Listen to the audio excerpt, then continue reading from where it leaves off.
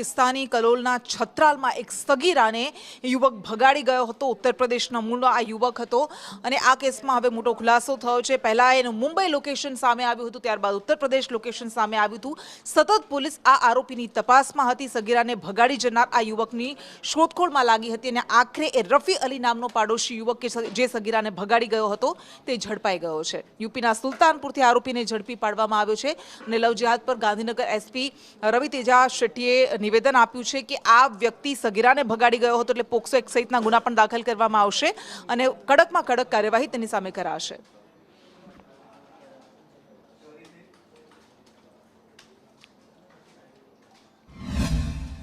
એક 16 વર્ષની દીકરીને રફીક અલી કરીને આરોપી બગાડીને લઈ ગયા. પછી પોલીસ મોબાઈલ ઇન્ટેલિજન્સ અને હ્યુમન ઇન્ટેલિજન્સ સૌપ્રથમ બોમ્બે ગયા. બોમ્બે એના લોકેશન આવતા હતા. પછી બોમ્બેથી આ નીકળીને યુપી પહોંચી ગયા.